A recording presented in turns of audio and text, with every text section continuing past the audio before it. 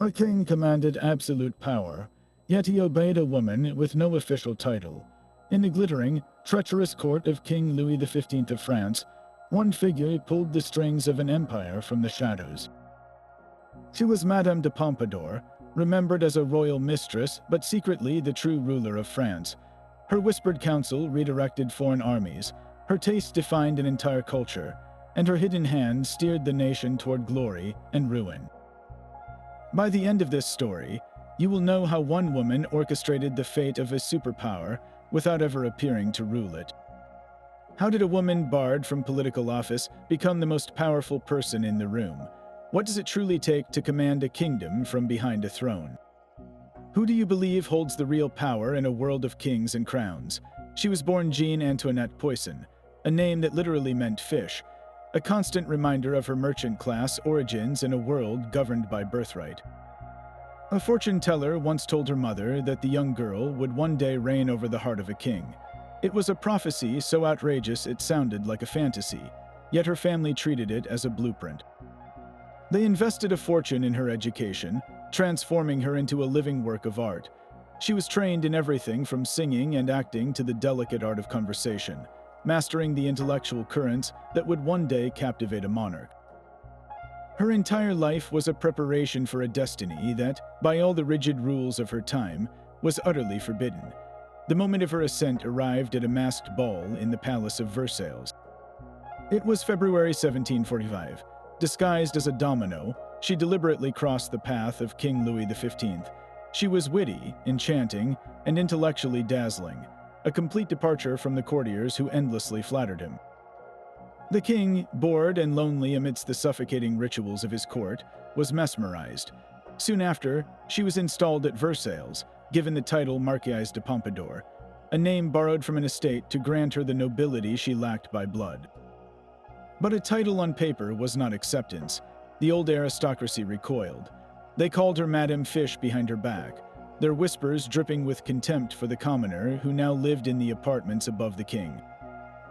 She was an outsider, a bourgeois intruder in their sacred world.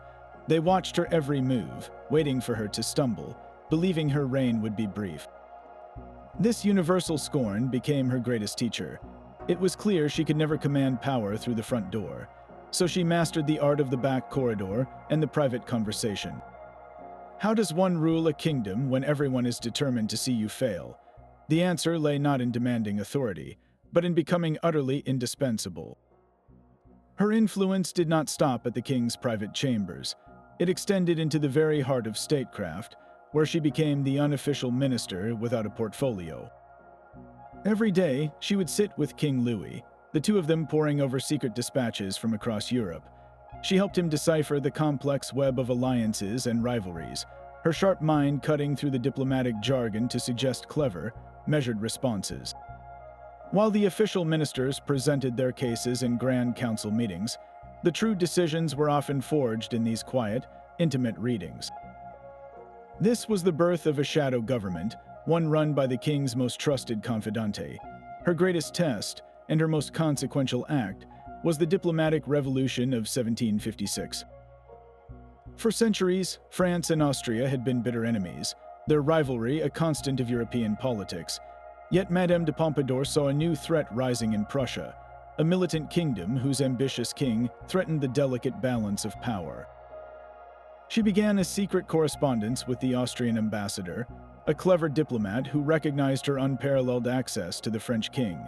Through a series of clandestine meetings and coded letters, she patiently worked to dismantle centuries of hostility. She convinced Louis that an alliance with Austria was not a betrayal of tradition, but a necessary step for national survival. It was a staggering political gamble that realigned the entire continent. This grand reversal, however, came with a terrible price.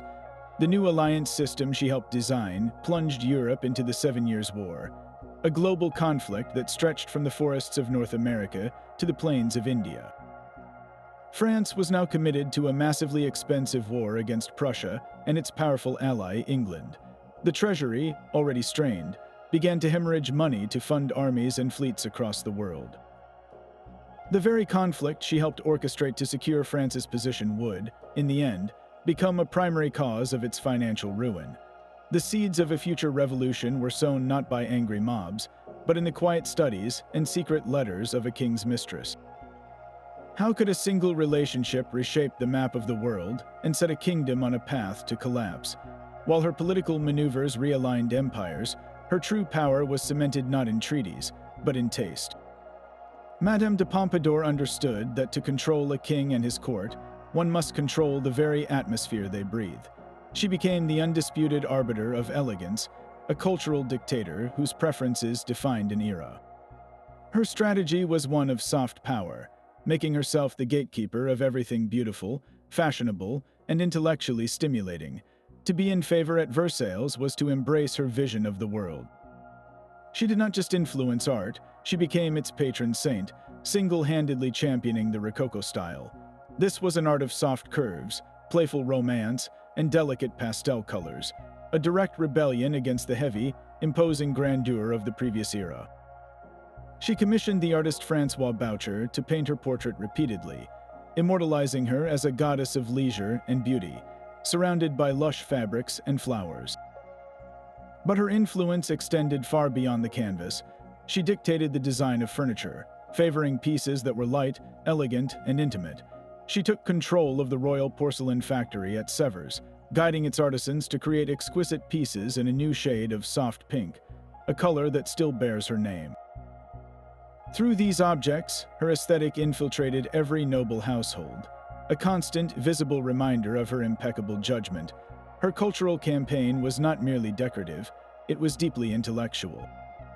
In an age of rising revolutionary ideas, she positioned herself as a protector of the Enlightenment's greatest minds. When Denis Diderot's monumental encyclopedia was condemned by the authorities for challenging traditional knowledge and authority, it was Madame de Pompadour who intervened. She provided the philosophers with her protection, ensuring the controversial project could continue. By shielding this radical work, she aligned herself with the future, portraying herself as a benefactor of progress and reason. She created a salon culture where philosophers, artists, and writers mingled freely under her watchful eye. In doing so, she made the king's court the epicenter of modern thought. To be fashionable was to be enlightened, and to be enlightened was to be in her debt.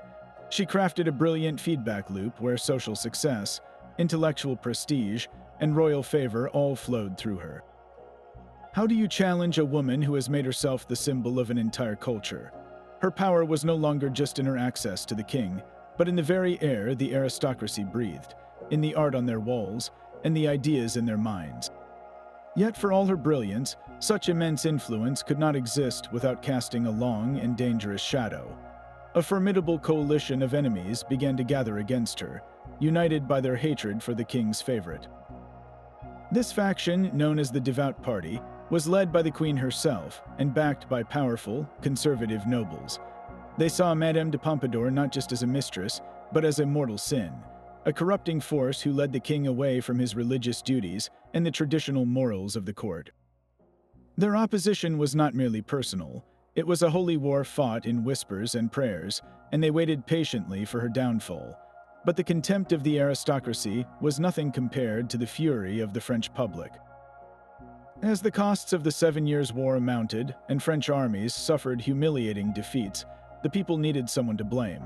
They found their perfect villain in the king's mistress. Across Paris and beyond, a torrent of hatred poured forth in the form of libels.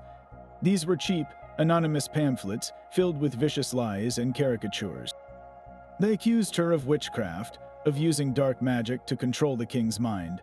They depicted her as a greedy harpy, bankrupting the nation to fund her obscene luxuries, from her lavish chateaux to her legendary collection of jewels.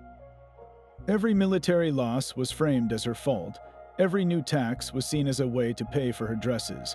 She became the scapegoat for every problem facing France, a lightning rod for the nation's collective anxiety and rage.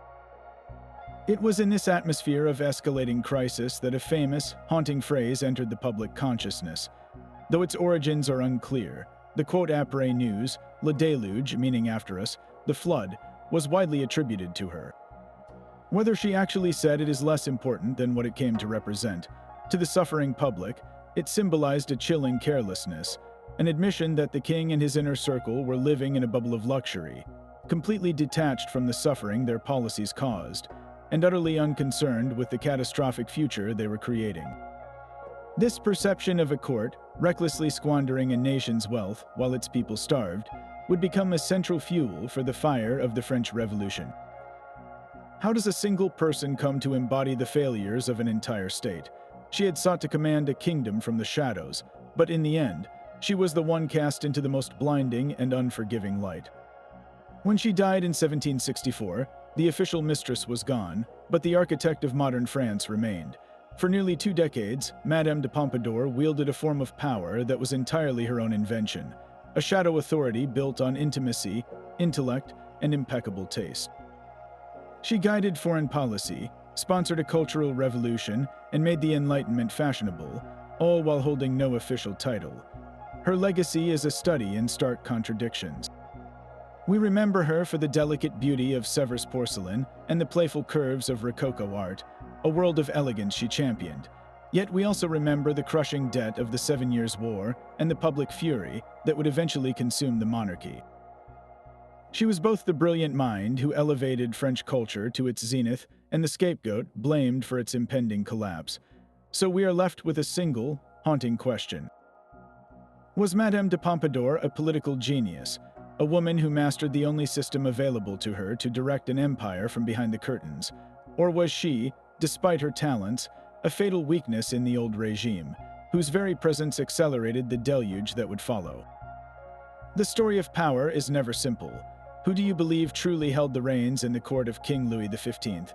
Was it the king on the throne, or the woman who knew how to command the room without ever seeming to rule? Share your perspective in the comments, and subscribe for more journeys into the lives of those who shaped our world from the shadows.